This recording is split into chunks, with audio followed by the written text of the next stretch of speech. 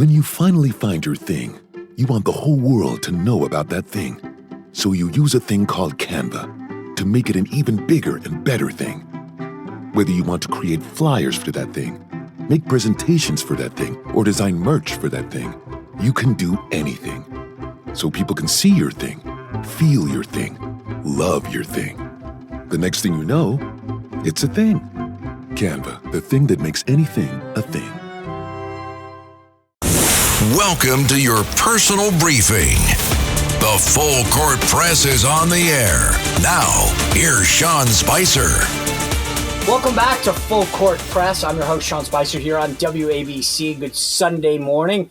I'm excited to bring in Daniel DiMartino, who with the Manhattan Institute, to break down some of the fun issues that are going on with Democrats around the country, particularly Hassan Piker. Daniel, good Sunday morning to you. Good to talk to you, Sean. So before we get to this thing, I don't know what you did to fire up Hassan Piker, but I want to lead with this because it's playing this morning on CBS. Jill Biden's got a brand new book out, okay, and she got asked about the debate appearance that her husband Joe Biden was on, and I want to play you the clip. And by the way, for everyone who's listening right now, the CBS folks edited in the actual Biden debate performance into their own clip. And so this is not me doing it. This is them. This is actually the CBS clip that they are playing during this interview with Joe Biden. And then it's her at the end of the clip at the debate saying, "Good boy, Joey, you ate all of your food like a big boy." This is her in this interview with CBS. I want to play it for you, Daniel, and then we'll talk about it. Go. Were you horrified as you saw it unfold? I wasn't horrified. I was frightened because I had never, ever seen Joe like that. With the COVID, with dealing with everything we have to do with, look, if we finally beat Medicare. Thank you, President Biden. Before or since? Never. Or since? Yes. Or You've since. never seen him like Never. that? No. What happened? I don't know what happened. I mean, as I watched it, I thought, oh my God, he's having a stroke. And it scared me to death. Joe, you did such a great job. You answered every question. You knew all the facts. And let me ask the crowd, what did Trump do? Why? Oh, Daniel, I'm literally still can't get my head wrapped around this clip. Like, does she think this was a good idea? Is she trying to just, I mean, when you heard this, to me, I don't know that it was a surprise to anybody to be like, Joe Biden looked like he had a stroke. But the idea that she's trying to say, like, this was the first time I'd ever seen him like this. Look, my grandmother had a stroke many years ago, and it's a very sad situation. And I do think that Joe Biden was not right in his head at the end of his presidency. And I think that she knew. I think she's lying now that she says that that's never happened again. And I think she's just trying to cover her bases on that, because I think that she was one of the people who really controlled Joe Biden, and they were happy to have him running. They think he was the best thing for the country because he's the one who could win. You know, obviously Jill Biden couldn't run, but she was running the show behind the scenes. And I think that's what really happened there. But fine. But I'm trying to understand why couldn't you just say, I'd never seen him like that before. And I still haven't. That was a one-night experience. The idea of using the word stroke, I don't know if that was we haven't seen her book yet, right? So I don't know, did she write this in the book or was this an interview slip up? But the idea that you're saying, like, if I described that to you and said, oh my God, he looked like he had a stroke, like, that's not like that. I don't see how you recover from that. So the question I have is that, like, do you think that was a slip of the tongue, or did she really write that in her book? Because anybody that looks like they've had a stroke, I mean, to your point, you've seen it up close personally. Like, you know that that's not a good look. Yeah. And, well, you know, I think that it was really a slip for her. And I'm not really sure what was happening really in her head. I'm not sure what she's going to say in the book. I think they should be worried about the fact that all that information, all the calls, all the texts, all the emails are going to be released by the Trump administration, that there's a FOIA that is waiting to be filled, but there's a lawsuit that Biden is trying to hide it all. And I think it's going to be obvious to the country, if half of the country even cares, that Joe Biden was not right in the head to be president of the United States. Well, there's two things that you just said there that I want to break down real quick. Number one, and I'll take them in reverse order, right? This case, so Biden, the Heritage Foundation sued the Department of Justice to say, we need to see these tapes from Biden's interviews with the special prosecutor about his book. And Biden is suing them and saying you can't release them. Now, I got to imagine that they don't want to release them because they really show that moment on stage is not unique, right? I mean, that's what they're looking. This is a legacy thing. They're trying to prevent his legacy from being fully audio evidenced that he wasn't there. That's right. And so if that FOIA is fulfilled, that's Freedom of Information Act request. It's the right that every person has to request government emails, documents, audio, anything that the government has. It's public information unless it's classified. And if that is fulfilled, I think it's going to be obvious. The real question, though, Sean, is whether people are going to care. Because I do think that the information is going to be revealed. But I think that, like with most other things, has become so partisan that I think Democrats just really do not care. Yeah. Well, and actually, I'm glad you that's literally the last thing I want to ask you on this, is that, like, this is like, to me, the DNC autopsy. I don't think anyone cares. Like, I know that we all get a laugh out of it to some degree, and actually we shouldn't, because it's sad more than anything else that this is what was going on, and frankly a little dangerous too. But I mean, does anyone care? Is sort of, to be honest, like, the idea that he wasn't there, we've now passed it, right? So he's gone. He's in the rearview mirror. He's dealing with his cancer treatment, and so I say that, like, is everyone? I don't know that anyone on either side of the political aisle cares about this disclosure about how bad he was, because we all knew it, and they're just admitting what we knew and what they denied.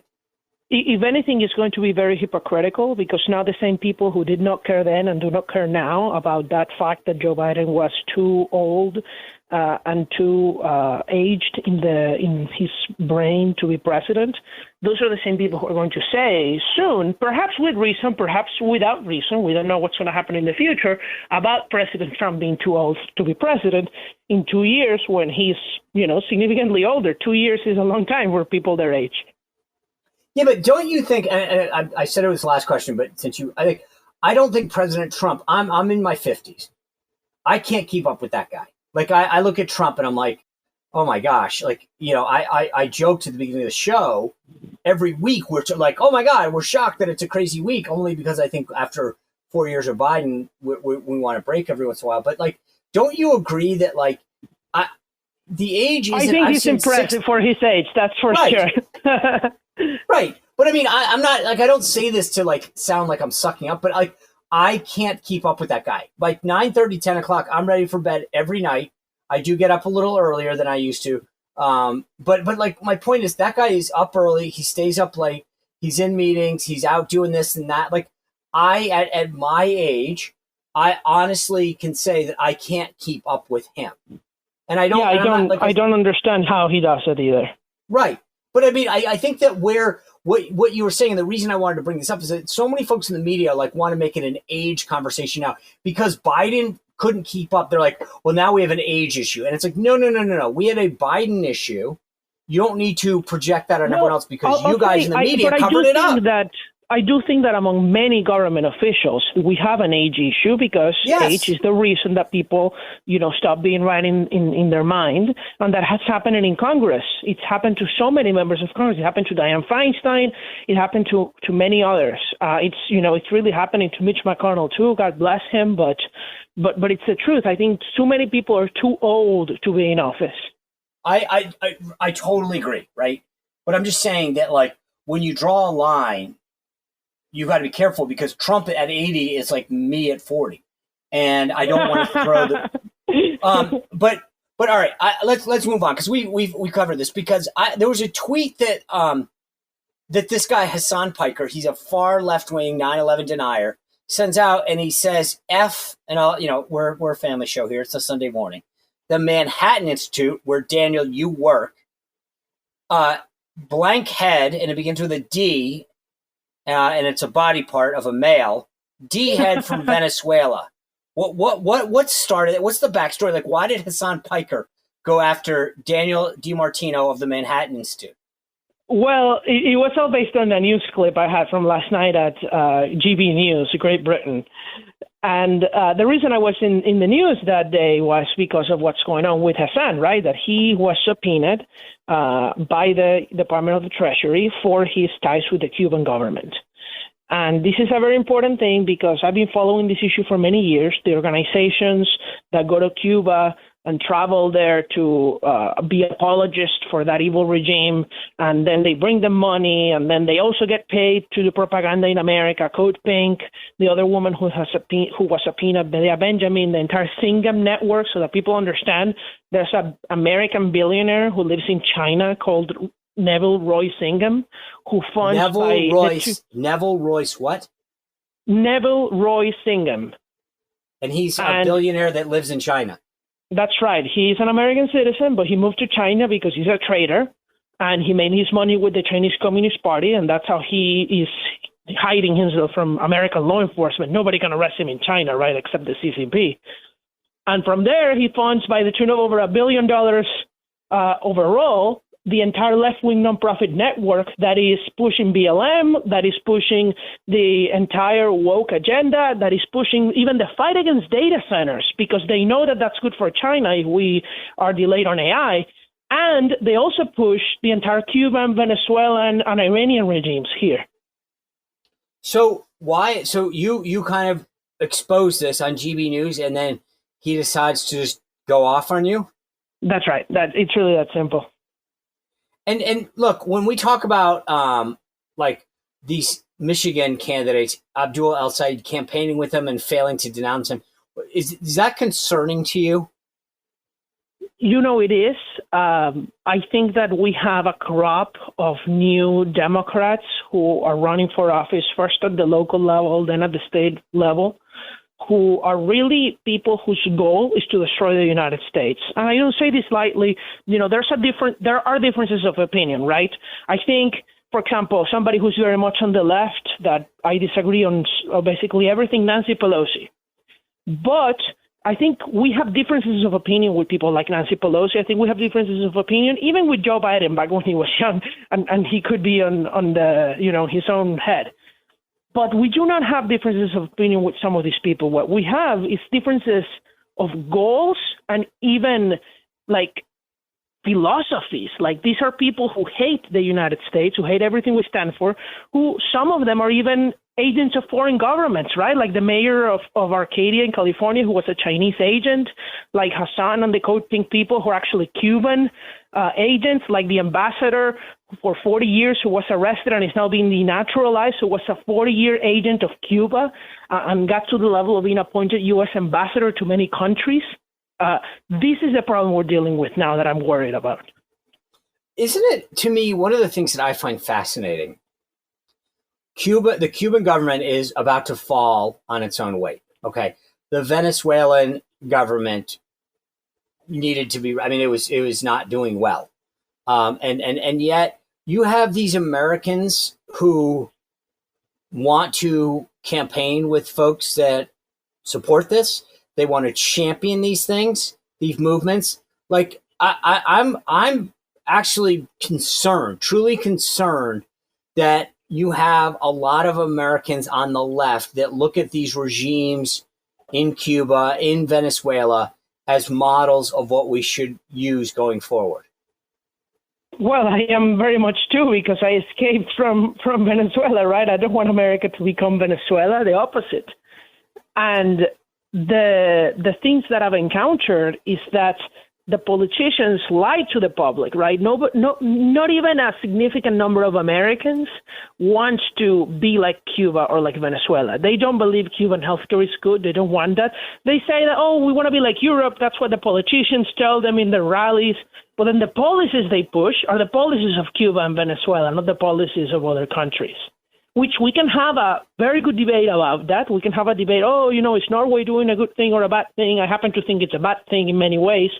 But that's not what Cuba is doing, and that's not what the Democrats are proposing here now, the new ones at least.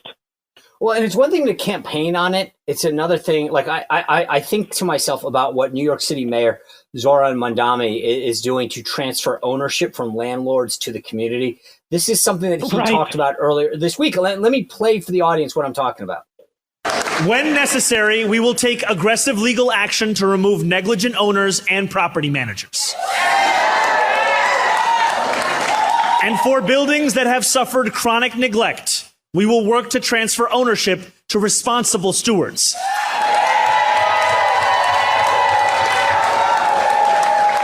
Stewards that include community land trusts, nonprofits,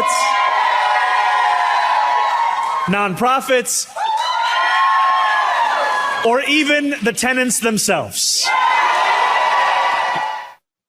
Okay, Daniel DiMartino, you escaped Venezuela. The idea that, like, you heard the people there cheering.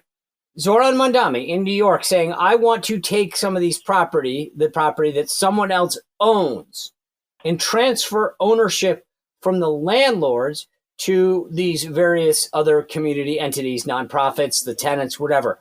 That to me is pretty socialist. It is a disaster. It is what the Soviet Union did. It is what Cuba did. And you know what? If we're serious, let's take Mandani at his word. He wants to transfer properties that are not well maintained, where there are tenant complaints, that are in a really bad state, to the tenants. Amazing. So he wants to privatize New York City public housing and give the apartments to the tenants? I'm all in for that. Let's give the 500,000 New Yorkers who live in decrepit, destroyed public housing the ownership of their apartments. That's the worst. The worst housing in New York City is government owned. But no, because his goal is not for people to live better. His goal is for you to live in public housing. And nobody wants that. But do you think, like, the funny part about it, you heard the people cheering. Do you think they're connecting the dots? I mean, like, I walk down the street and I go, hey, Daniel, I want to give you a restaurant or, like whatever. And you go, okay, that's awesome. Like, I don't think anybody fully appreciates when politicians these days talk about giving you free stuff. They don't understand what's gone on in Cuba or Venezuela like you have. Well, but you have to understand also the crowd that was there is also the people who work for the nonprofits who are going to get all the money from this, Sean. They're very happy because they're all going to be rich from this. They're Remember, the beneficiaries. We're living in a country where there's the nonprofit fraud schemes at the state level in democratic states is huge, right? Which is why they were all upset when Trump stopped federal funding for nonprofits in his first week in office, because it was all a grift. In California, it's a grift. In Minnesota, it's a grift. In New York, it's a grift. And we need to stop the nonprofit fraud complex once and for all. Is that? Do you think that that's what's happening, right? Meaning, is that the issue right now, that you look at all these fraud task force that we're dealing with? J.D. Vance talking about Ohio Home Health Care, Nick Shirley unveiling the Leering Centers in Minnesota. You've now had other areas of, we did all this stuff with COVID. It's like, it's a massive grift. And a lot of times it's these populations that are figuring it out. And it is all served by nonprofits. Even many of these health organizations are nonprofits. And the thing that allows them is, one, it's much easier to deal with the tax authorities, reduce your tax burden. You only have to pay taxes with what you compensate the employees. And you can compensate them as much as you want. There are people working for homeless nonprofit groups making $500,000 a year in compensation. This is very common across California.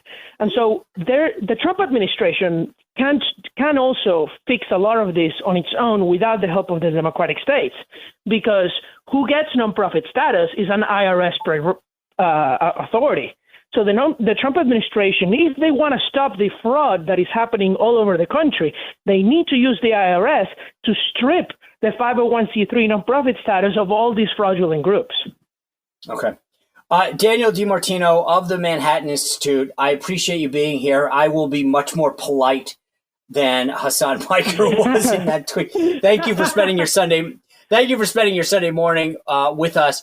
Guys, when we come back right after the break, I'm going to break down all 9 competitive Senate races and give you an update like nobody else will as far as whether the Republicans can hold the majority. You're listening to Full Court Press on WABC. I'm your host, Sean Spicer. We'll be right back.